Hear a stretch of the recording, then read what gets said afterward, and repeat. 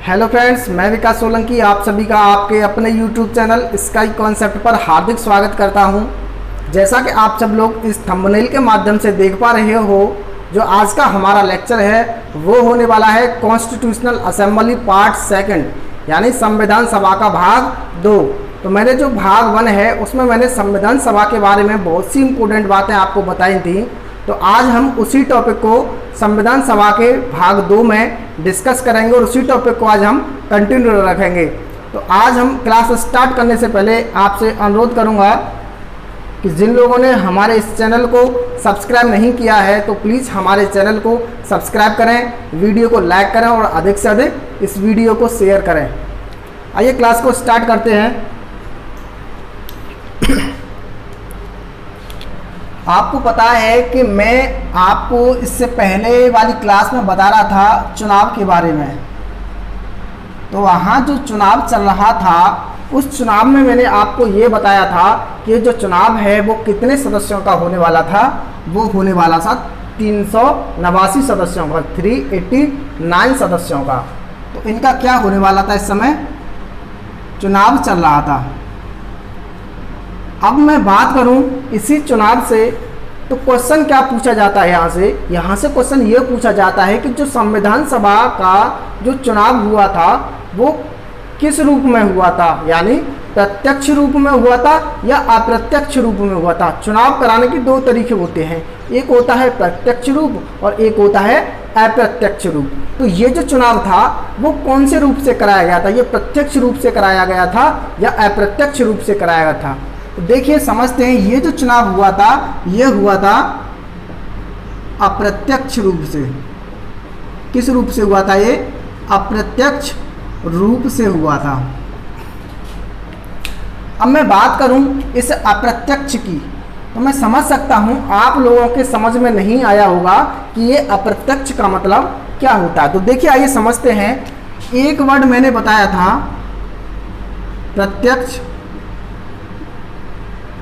यानी इसको बोलते हैं डायरेक्ट, और एक बोला था मैंने अप्रत्यक्ष, इसको बोलते हैं इनडायरेक्ट। यानी वो कैसा, डायरेक्ट, और ये वाला इनडायरेक्ट। देखिए हमारे यहाँ जो चुनाव एक तरीके से मान लेते हैं, एक होता है प्रधानमंत्री का चुनाव और एक होता है किसका, राष्ट्रपति का चुनाव। एक प्रधानमंत्री का चुनाव होता है और एक किस चीज़ का होता है, राष्ट्रपति का चुनाव होता है। देखिए जो प्रत्यक्ष रूप से होता है वो होता है प्रधानमंत्री का चुनाव, और जो अप्रत्यक्ष रूप से होता है वो होता है किसका चुनाव, राष्ट्रपति का चुनाव। देखिए कैसे होता है, मैंने बोला प्रत्यक्ष का मतलब होता है डायरेक्ट, जहां जनता डायरेक्ट वोट करे। मान लीजिए जनता है, जहां जनता वोट करे डायरेक्ट किसी को, उम्मीदवार को, तो वो कौन सा चुनाव कहा जाएगा, वो कहा जाएगा डायरेक्ट इलेक्शन, यानी प्रत्यक्ष चुनाव।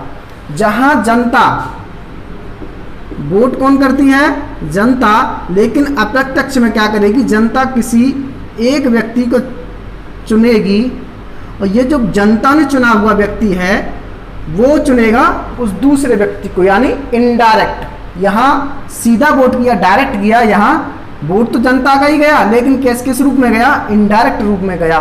तो वो कैसा हुआ, एक अप्रत्यक्ष चुनाव हुआ। तो क्वेश्चन ये भी पूछ लिया जाता है कि प्रधानमंत्री का जो चुनाव है वो कैसा है, वो है प्रत्यक्ष चुनाव, और राष्ट्रपति का जो चुनाव है वो कैसा है, वो है आपका अप्रत्यक्ष चुनाव।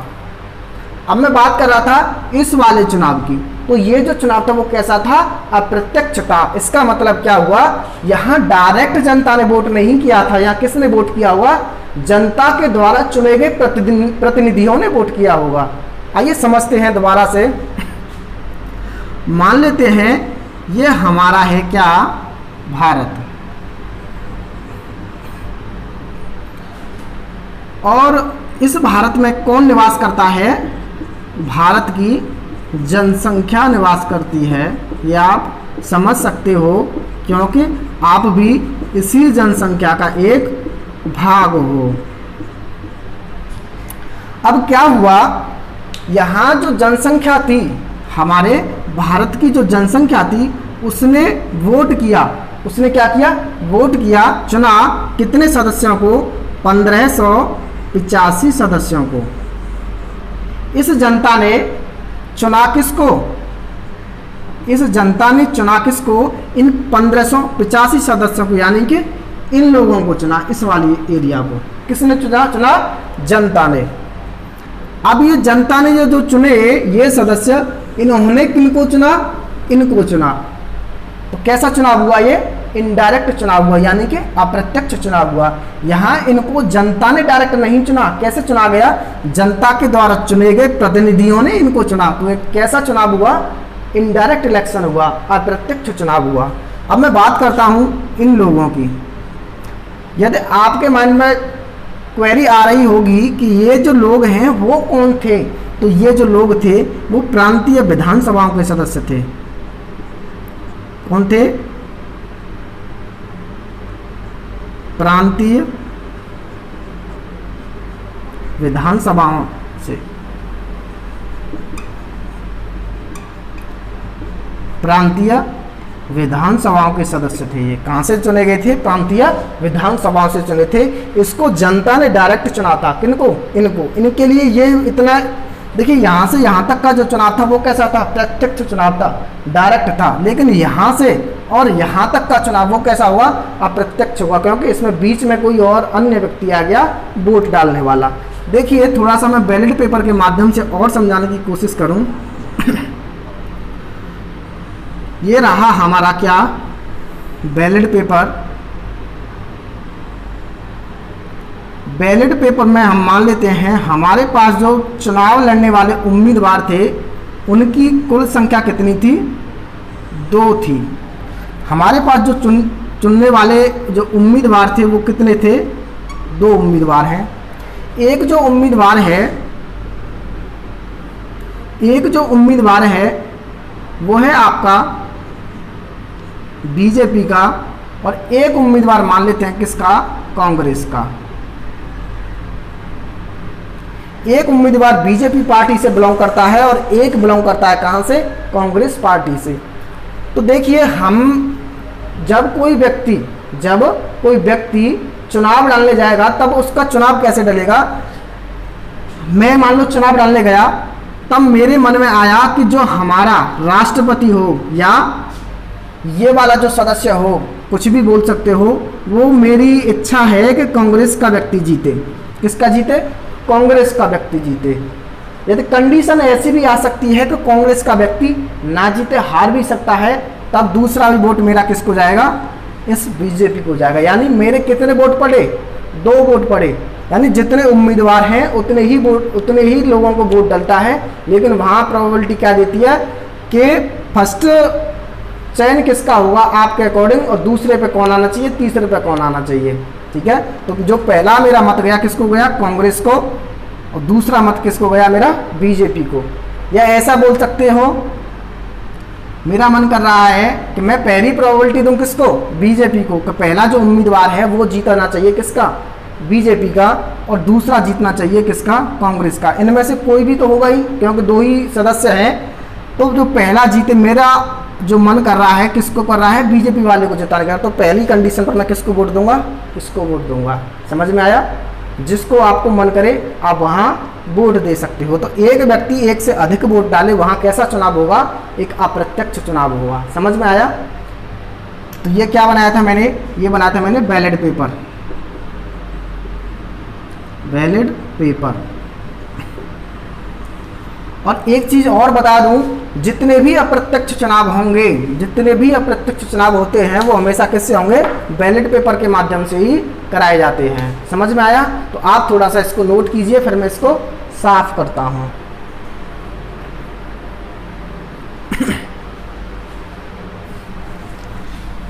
अब हम थोड़ा सा आपको बताएंगे इन्हीं सदस्यों के बारे में। यदि पूछा जाए आपसे क्वेश्चन कि इन सदस्यों में से कितने सदस्य निर्वाचित थे और कितने सदस्य अनिर्वाचित थे, यानी मनोनीत थे।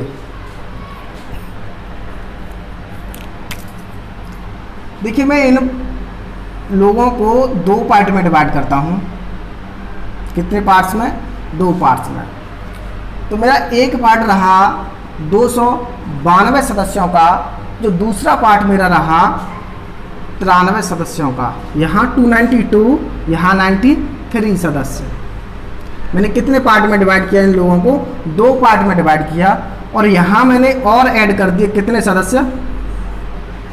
4 सदस्य। आइए थोड़ा सा समझते हैं। पूछा जाता है कि निम्न में से कितने सदस्य मनोनीत किए गए थे। ये तो ये वाले जो 93 सदस्य थे ये किए गए थे कैसे? मनोनीत। कैसे थे ये? मनोनीत थे। क्यों? क्योंकि ये जो लोग थे वो कहाँ से आए थे? राजा रजवाड़ों से। ये लोग कहाँ से आए थे? ये लोग आए थे राजा रजवाड़ों थे। और ये वाले जो लोग थे ये कहाँ से आए थे? ये आए थे ब्रिटिश भारत से। ये जो लोग थे 292 ये आए थे कहाँ से? ब्रिटिश भारत से। ये जो लोग थे वो कैसे थे? निर्वाचित। इनका चुनाव हुआ था। और ये वाले भी जो लोग थे इनका भी क्या हुआ था? चुनाव हुआ था। निर्वाचित थे। ये भी कैसे थे? निर्वाचित थे। ये कहाँ से बिलोंग करते थे? ये थे यूटीएस, यूनाइटेड टेरिटरीज से, जो कमिश्नरी हुआ करती थी। उस समय क्या हुआ करती थी हमारे देश में? कमिश्नरी। मैंने बताया था आपको जो कमिश्नरी होती थी वो कितनी बताई थी मैंने आपको बताई थी 4। नंबर 1 A, B, C और D।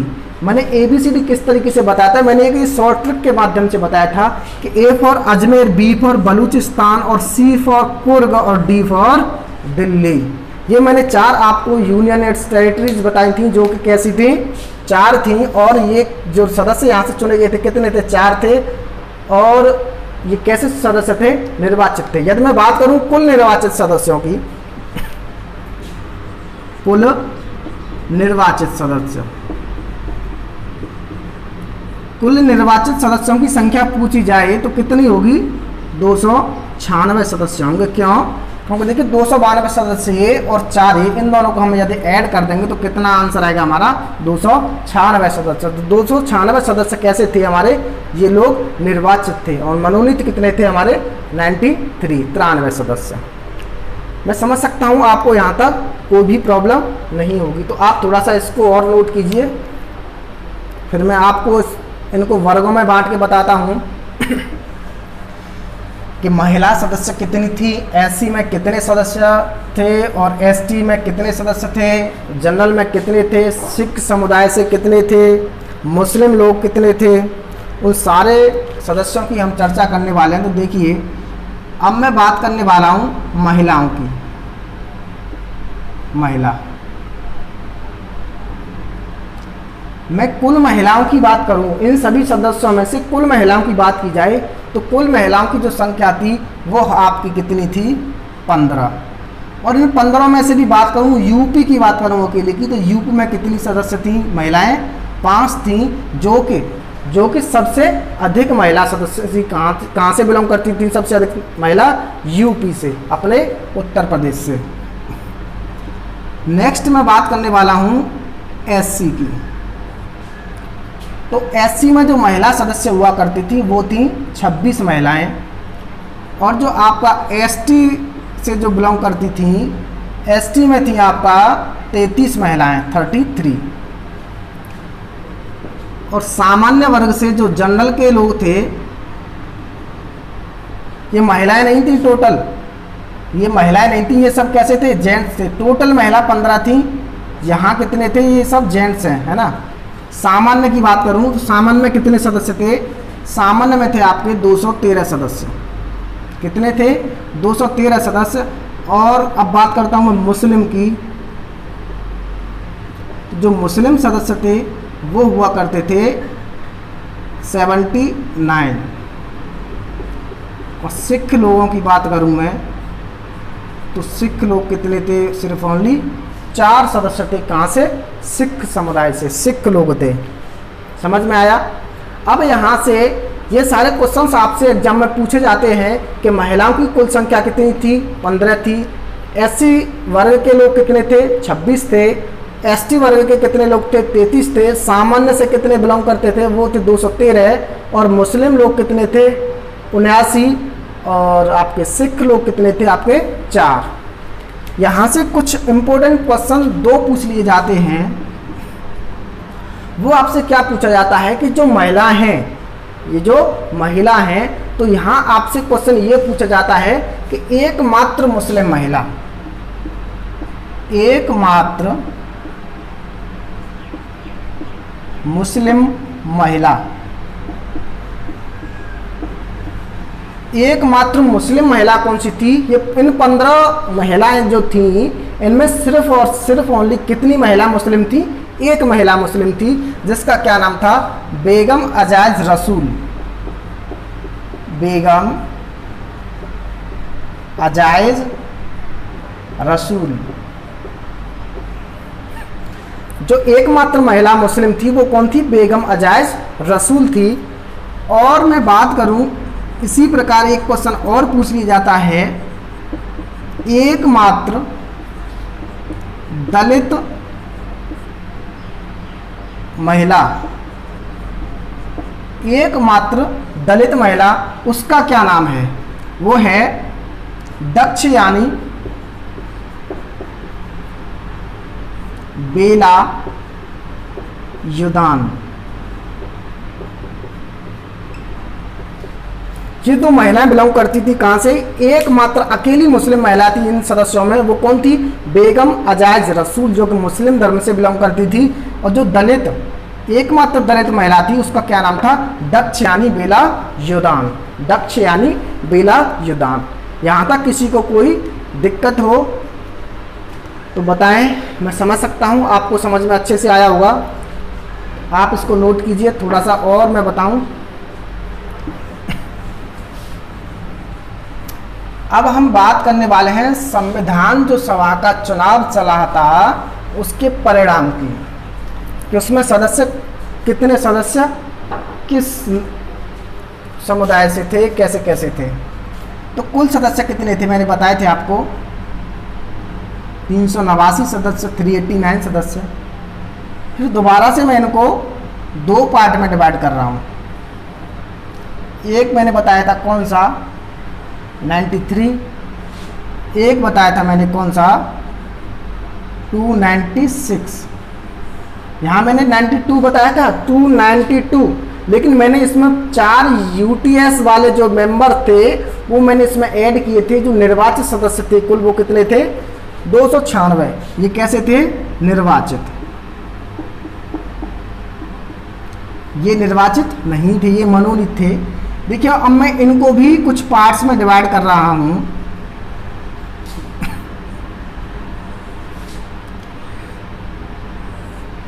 इस 296 को मैं पार्ट्स में, कुछ पार्टों में डिवाइड कर रहा हूं। तो देखिए ये पार्ट है आपका 208 सदस्य, ये आपके हैं 73 यानी 73 सदस्य, और ये हैं आपके 8 सदस्य और प्लस 7 सदस्य। मैं बात करूं इन 208 सदस्यों की, ये कहां से थे? ये थे कांग्रेस पार्टी के सदस्य।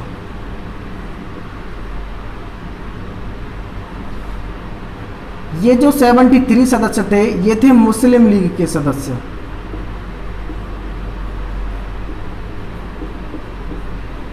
और ये जो 8 सदस्य थे ये आपके थे निर्दलीय पार्टियों से।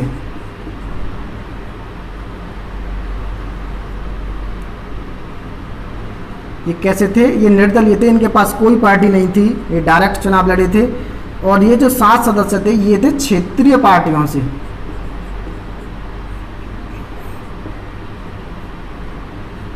ये क्षेत्रीय पार्टियों से थे। तो ये टोटल कितने हुए? 15 सदस्य। समझ में आया? 208 सदस्य जो निर्वाचित थे वो कहां से बिलोंग करते थे? कांग्रेस पार्टी के थे। 73 सदस्य मुस्लिम लीग के थे और 8 सदस्य निर्दलीय लड़े थे और 7 सदस्य क्षेत्रीय पार्टियों से थे।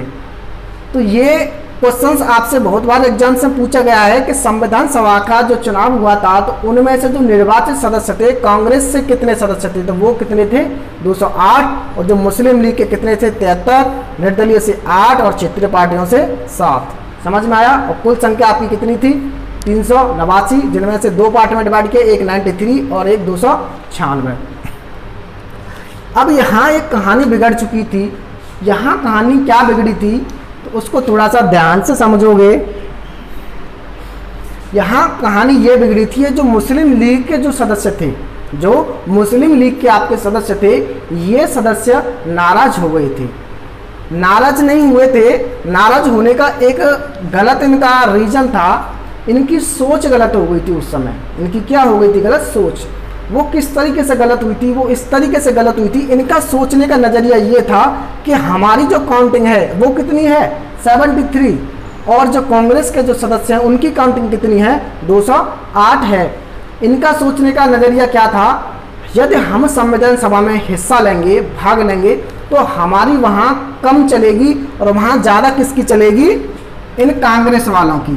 इसका रीज़न क्या था इसका रीज़न ये सोच रहे थे कि इनकी जो काउंटिंग है वो 208 है, यानी हमसे बहुत अधिक है, हमसे कई गुना ज़्यादा है, तो सबसे ज़्यादा किसकी चलेगी इनके अकॉर्डिंग, इसकी।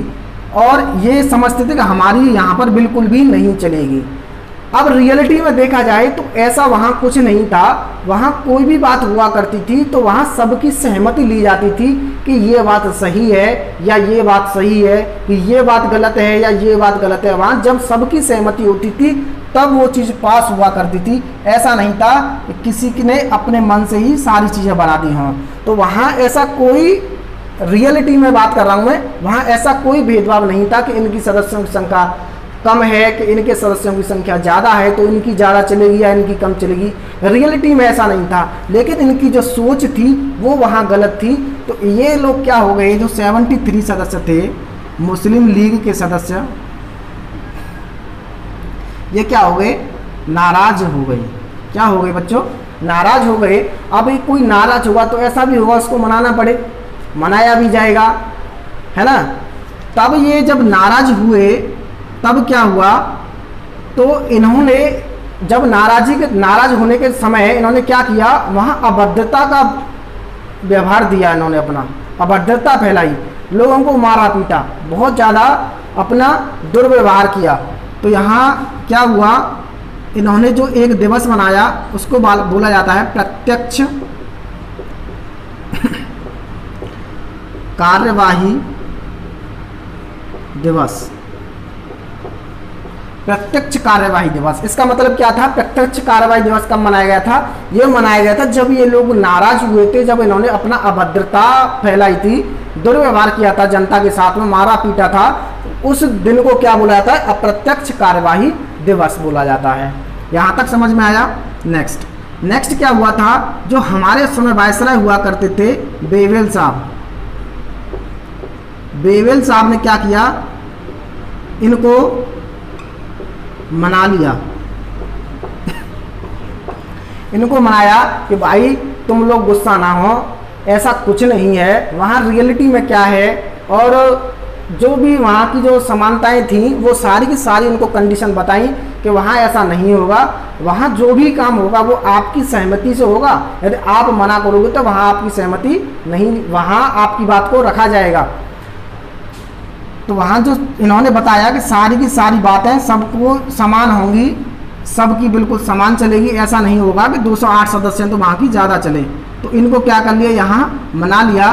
तो यहाँ 2 सितंबर, किसकी बात कर रहा हूँ मैं, 2 सितंबर सन 1946 की बात करने वाला हूँ मैं। मैंने आपको पता है एक बताया था, जब कैबिनेट स्टार्टिंग हुई थी उसी दिन क्लास की, जब मैंने आपको बताया था कि हमारे भारत में क्या आया था, क्लीमेंट एटली साहब ने भेजा था वो कैबिनेट मिशन। तो उस कैबिनेट मिशन में मैंने आपको बताया था, जो कैबिनेट मिशन था उसके 2 उद्देश्य बताए थे मैंने। क्या उद्देश्य, कितने उद्देश्य बताए थे, 2। एक बताया था मैंने संविधान सभा, एक उद्देश्य मैंने बताया था आपको संविधान सभा, और एक दूसरा मैंने उद्देश्य आपको ध्यान हो तो बताया था अंतरिम सरकार। अंतरिम सरकार लेकिन मैंने इसके बारे में आपको कुछ भी नहीं बताया था। मेरा टॉपिक कौन सा चल रहा था उस समय? संविधान सभा चल रहा था और आज भी संविधान सभा ही चल रहा है। तो जो अंतरिम सरकार है, पूछा जाता है अंतरिम सरकार कब बन करके तैयार हुई? तो जो अंतरिम सरकार है वो इसी दिन बन करके तैयार हुई, 2 सितंबर सन 1946 को अंतरिम सरकार बनी। 2 सितंबर सन 1946 को किसका निर्माण हो गया? आपका अंतरिम सरकार का निर्माण हो गया। तो मेरे टॉपिक बनते हैं यहाँ दो, एक संविधान सभा और एक अंतरिम सरकार। तो मैं जो अंतरिम सरकार का जो आपका टॉपिक है वो मैं इसको अभी यहीं स्टॉप करता हूँ। इसको मैं आपको डिटेल में समझाऊंगा बाद में, इस संविधान सभा के बाद में समझाऊंगा। तो आज मैं अभी इसको यहीं स्टॉप रखूंगा। तो हमारा जो टॉपिक चल रहा था अभी हम उसी पर आएंगे। जो हमारा टॉपिक कौन सा चल रहा था? संविधान सभा। यहाँ तक आपको कोई प्रॉब्लम है तो बताइए, मैं समझ सकता हूँ। यहाँ तक आपको कोई भी प्रॉब्लम नहीं होगी। आपका ये जो अंतरिम सरकार है वो भी आपकी बन चुकी है, तो आप इसको ज़रा नोट कीजिए। फिर हम अपने संविधान सभा वाले टॉपिक पर ही चलते हैं। तो अब हम कराने जा रहे थे बैठक। हमारा चुनाव हो गया और मैंने आपको ये भी बता दिया कि इस चुनाव में कितने सदस्य कहाँ से बिलोंग करते थे। मुस्लिम लीग से कितने सदस्य थे, कांग्रेस के कितने सदस्य थे, निर्दलीय कितने सदस्य थे, क्षेत्रीय पार्टियों से कितने सदस्य थे। मैंने ये भी बता दिया आपको कितने सदस्य निर्वाचित थे, कितने सदस्य अनिर्वाचित थे। मैंने सारी की सारी जो नॉलेज थी जो कि वनडे एग्जाम्स में ज़्यादातर पूछी जाती है और आपके वनडे एग्जाम्स की दृष्टि से बहुत ही महत्वपूर्ण है, तो मैंने वो सारी चीज़ें आपको बता डाली हैं। अब मैं बात करने जा रहा हूँ संविधान सभा की बैठकों के बारे में। चुनाव हो गया, सब काम हो गया, अब बैठक होंगी। तो हेडिंग डालेंगे संविधान सभा की बैठक। अब हम संविधान सभा की बैठक करने जा रहे हैं। तो जो संविधान सभा की जो बैठक हमें पढ़नी होती है वो पढ़नी होती है हमें कितनी? 3। तो जो पहली बैठक हुई थी, जो हाँ आपकी पहली बैठक हुई थी वो कब हुई थी? ये डेट पूछी जाती है। तो वो हुई थी 9 दिसंबर सन 1946 को। 9 दिसंबर सन 1946 को संविधान सभा की पहली बैठक आयोजित हुई। आपने यहाँ थोड़ा सा मैं आपको बताऊं, आपने यहाँ क्या क्या चीज़ पढ़ी होगी। आपने यहाँ पढ़ा होगा कि ये जो संविधान सभा की बैठक है इसके अध्यक्ष कौन है, उपाध्यक्ष कौन है, अस्थायी अध्यक्ष कौन है, स्थायी अध्यक्ष कौन है, और आपने इतना पढ़ा होगा कि संविधान सलाहकार कौन है और उद्देश्य प्रस्ताव कब हुआ। ये सारी चीज़ें आपने सबने पढ़ी होंगी। लेकिन आज आपको मैं बताऊं, यदि मेरा आपसे क्वेश्चन हो या क्वेश्चन पेपर में पूछा जाए कि जो संविधान सभा की बैठक है वो कितने बजे हुई, तो मैं समझ सकता हूं बहुत सारे लोगों को नहीं पता होगा। तो मैं आज आपको बिल्कुल बेसिक से बताऊंगा कि संविधान सभा की बैठक कब हुई, किस तारीख को हुई, कहाँ हुई। दिल्ली में हुई तो दिल्ली के किस हॉल में हुई और कितने बजे हुई। मैं बिल्कुल सारी की सारी चीज़ें आपको बताने जा रहा हूँ। देखिए समझते हैं। ये जो बैठक थी ये कौन सी बैठक थी? ये पहली बैठक थी।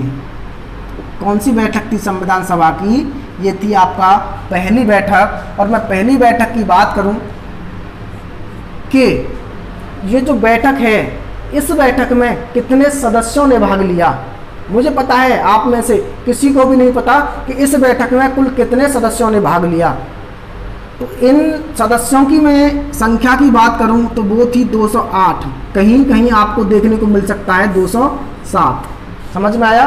तो आप 208 याद रखिए, या 207 भी आता है एग्जाम में, तो आप 207 को टिक कर देना। तो 208 सदस्यों ने 208 सदस्यों ने भाग लिया। अब आपके माइंड में क्वेश्चन ये भी बन रहा होगा कि 208 सदस्यों ने भाग लिया, तो भाग किन लोगों ने लिया? क्योंकि मैंने आपको भाग जो कुल मेंबर बताए थे वो बताए थे मैंने आपको 389 सदस्य, लेकिन यहाँ तो संविधान की सभा की बैठक में कितने आए? 208 सदस्य। सारे के सारे जो मेंबर थे वो कहाँ गए? तो ये जो 208 सदस्य हैं, ये कौन से वाले सदस्य हैं? ये हैं आपका कांग्रेस पार्टी से जो बिलोंग करते थे सदस्य, वो सारे सदस्य कौन से हैं? यही 208 सदस्य हैं। इनके अलावा भी बहुत सारे सदस्य मैंने बताए थे, जैसे मैंने बताए थे। तो यहाँ भाग किस किस ने लिया? देखिए जो 208 सदस्य थे ये कौन से थे? कांग्रेस पार्टी के सदस्य, इन्होंने भाग लिया था। दूसरा कौन से बताए थे मैंने? 73 मुस्लिम लीग। ML का मतलब मुस्लिम, L का मतलब लीग। मुस्लिम लीग ने भाग यहाँ पर पहली बैठक में नहीं लिया था। और मैं थोड़ा सा बताऊँ, मैंने और बताए थे आपको 93 सदस्य। ये कौन से थे? ये थे आपके जो मनोनीत थे, इन्होंने भी यहाँ भाग नहीं लिया था। तो मतलब कुल मिलाकर के बात ये निकल के आई कि यहाँ मोस्टली लोगों ने भाग नहीं लिया था। तो यहाँ जो भाग लिया था सिर्फ और सिर्फ किसने लिया था? यहाँ कांग्रेस के जो सदस्य थे 208, उन सदस्यों ने यहाँ भाग लिया था। किसमें? इस बैठक में। चलिए थोड़ा सा और बताते हैं। अब मैं बात कर रहा हूँ इसी संविधान सभा की बैठक की। तो पूछा जाए यदि आपसे कि ये जो संविधान सभा की बैठक है ये किस तारीख को हुई? तारीख कौन सी थी? 9 दिसंबर सन 1940 को। नेक्स्ट क्वेश्चन पूछा जाए कितने बजे हुई? तो वो हुई थी 11 बजे। वो भी कब के? सुबह के 11 बजे। पूछा जाए कहाँ हुई? तो वो हुई थी कहाँ? दिल्ली में।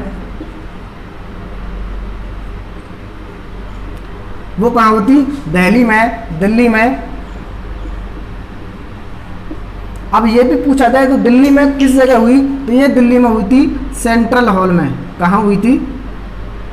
दिल्ली के सेंट्रल हॉल में। दिल्ली के किस हॉल में हुई? सेंट्रल हॉल में हुई। यहाँ तक किसी को कोई दिक्कत? अब आपसे क्या क्वेश्चन पूछा जाएगा कि जो इस संविधान की जो पहली सभा थी इसमें क्या हुआ था? अध्यक्ष बनाए गए थे। लेकिन जो अध्यक्ष बनाए गए वो अध्यक्ष कैसे थे? वो थे अस्थायी अध्यक्ष, यानी उनको हटा दिया जाएगा। तो जो इसके अध्यक्ष बने थे, इसके दो अध्यक्ष बने थे, उनका नाम था सच्चिदानंद सिन्हा। सच्चिदानंद सिन्हा ये कौन थे? यहाँ के इस संविधान सभा की बैठक के कौन थे? अध्यक्ष थे। कौन? सच्चिदानंद सिन्हा। अब मैं थोड़ी सी बात करूं, आपने नाम पढ़ा है कि सच्चिदानंद सिन्हा इस सभा के अध्यक्ष हुआ करते थे, बहुत बार पढ़ा हुआ, लेकिन आपने ये नहीं पढ़ा होगा कि इनको ही क्यों चुना गया था, किसी और को क्यों नहीं चुना गया था। उसका भी एक बहुत बड़ा रीजन है। इनको इसलिए चुना गया था, अब हम वहाँ रियलिटी में चुनने लगते तो टाइम लगता, इतना हमारे पास टाइम नहीं था। तो हमारे दिमाग में क्या आया कि क्यों ना इसका एक ऐसा सदस्य चुना जाए, एक ऐसा अध्यक्ष चुना जाए जो कि हमारी इस संविधान सभा के सदस्यों में सबसे बुजुर्ग व्यक्ति हो या सबसे ओल्ड मेंबर हो। तो ये जो सच्चिदानंद सिन्हा जी थे वो कैसे थे? ओल्डेस्ट मेंबर थे।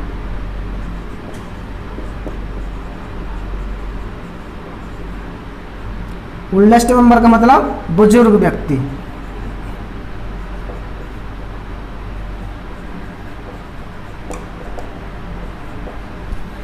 ये कैसे व्यक्ति थे उस समय? बुजुर्ग व्यक्ति हुआ करते थे। किन सदस्यों में? इन सभी सदस्यों में। अब बुजुर्ग व्यक्ति के बारे में ऐसा भी पूछा जा सकता है कि ये जो बुजुर्ग व्यक्ति है, ये जो विचार है किसी न किसी व्यक्ति के माइंड में आया होगा। तो क्वेश्चन ये पूछा जाएगा कि ये जो विचार है वो किस व्यक्ति के माइंड में आया कि बुजुर्ग व्यक्ति को चुना जाए यहाँ का अध्यक्ष। ऐसा भी तो क्वेश्चन बन सकता है। और क्वेश्चन ये भी बन सकता है कि ये जो बुजुर्ग व्यक्ति का जो विचार है वो किस देश से लिया गया। तो देखिए मैं बात करता हूँ इस ओल्डेस्ट मेंबर के विचार की। तो ये लिया गया था फ्रांस से। फ्रांस से लिया गया। ये फ्रांस का ये क्या है? यहाँ से विचार लिया गया था। क्या लिया गया था?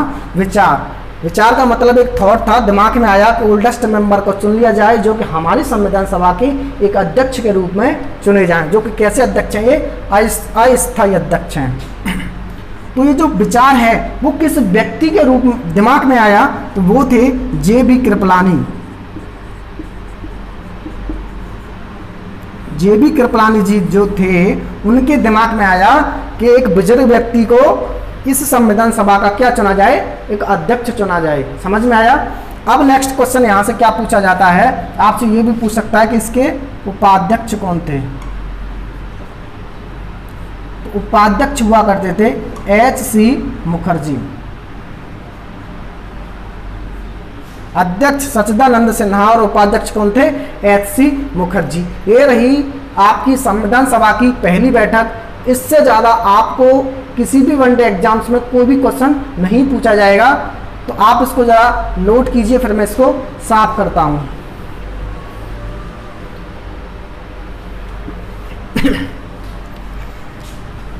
अब हमारी जो संविधान सभा की बैठक चल रही थी उसमें अब हम बात करने वाले हैं सेकंड बैठक की। काम यहाँ अंतरिम सरकार का जो काम है वो भी चल रहा है, और जो बैठकें चल रही हैं उन बैठकों का भी काम चल रहा है। तो देखिए मैं अंतरिम सरकार की कैसे बात कर रहा हूँ। देखो दूसरी जो बैठक थी वो हुई थी जो पहली बैठक के जस्ट 2 दिन बाद। तो पहली 9 को हुई थी, तो ये किस डेट को होगी, 11 तारीख को, 11 दिसंबर सन 1946 को। ये कौन सी थी, ये सेकंड बैठक हुई थी। दूसरी बैठक,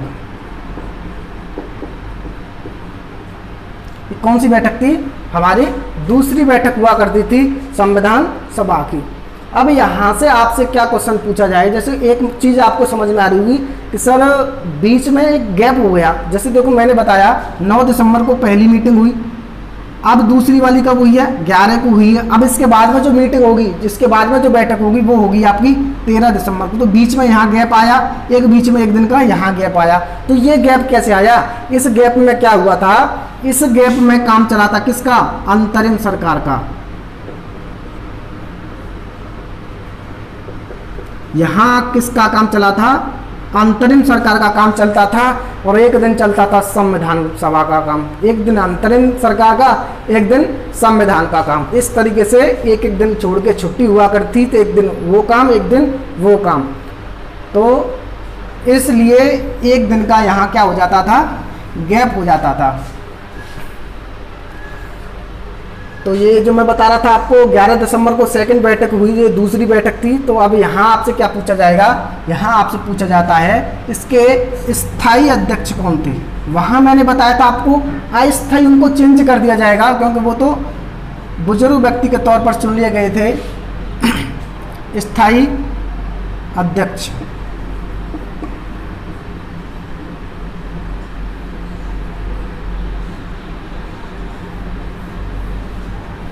स्थायी अध्यक्ष, स्थायी अध्यक्ष थे यहाँ के आपके डॉक्टर राजेंद्र प्रसाद। यहाँ के जो स्थायी अध्यक्ष हुए सभाओं के, वो कौन बने, डॉक्टर राजेंद्र प्रसाद, जो कि कौन सी संविधान सभा में बने थे, दूसरी वाली संविधान की सभा की बैठक में बने थे, जो कब हुई, 11 दिसंबर सन 1946 को हुई। ठीक है। नेक्स्ट यहाँ क्या पूछा जाएगा कि इसके जो संविधान सभा की दूसरी बैठक है, इसके अध्यक्ष कौन हुए, अध्यक्ष नहीं सॉरी उपाध्यक्ष।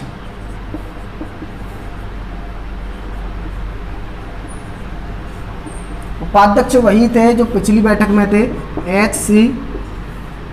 मुखर्जी। H.C. मुखर्जी कौन थे, यहाँ उपाध्यक्ष थे। और नेक्स्ट पूछा जाएगा यहाँ संविधान सलाहकार। यहाँ के संविधान सलाहकार कौन हुए, तो वो हुए थे B.N. राव।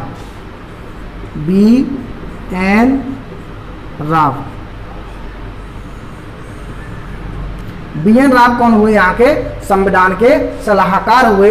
ये क्या करते थे B.N. राव, सलाह दिया करते थे कि ऐसे नहीं, इस तरीके से किया जाए, उस देश में इस तरीके का काम है, वहाँ ऐसा है। तो ये किया करते थे, सलाह दिया करते थे। तो यहाँ के जो सलाहकार थे वो कौन थे आपके? BN राव। यहाँ से भी बहुत बार क्वेश्चन पूछ लिए जाते हैं। चलिए थोड़ा सा और बताते हैं। थर्ड बैठक, एक सेकंड रुकिए।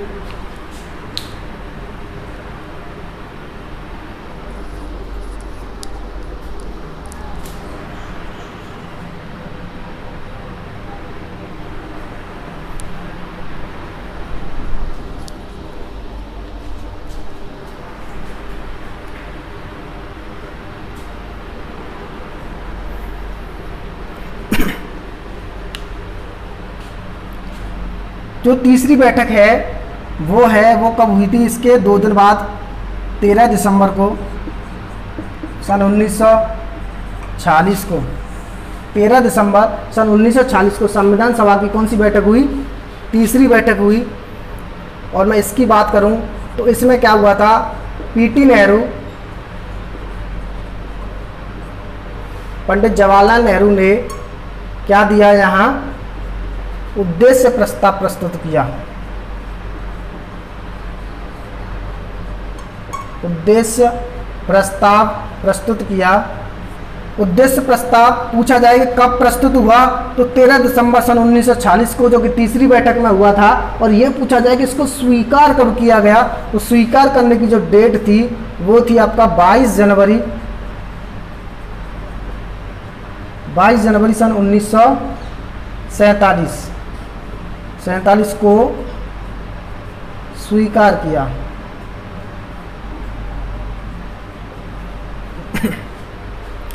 PT नेहरू ने क्या किया? उद्देश्य प्रस्ताव प्रस्तुत किया। वो कब किया था? 13 दिसंबर सन 1946 को। और उसको स्वीकार कब किया गया? वो किया गया था आपका 22 जनवरी सन 1947 को। अब यहाँ क्या क्वेश्चन पूछा है कि ये जो उद्देश्य प्रस्ताव है ये क्या था? आधार बना, आधार बोले तो बेस बना किस चीज का? प्रस्तावना का। किसका? प्रस्तावना का। प्रस्तावना किसके आधार पर बनाई गई? उद्देश्य प्रस्ताव के आधार पर बनाई गई। ठीक है ना? तो यहाँ तक आपको कोई प्रॉब्लम, यदि किसी को कोई प्रॉब्लम है तो प्लीज़ कमेंट के माध्यम से आप मुझे बता सकते हो। मैं आपकी कमेंट पढ़ता हूँ। तो आज के लिए बस इतना ही, और thank you, bye bye, take care, जय हिंद।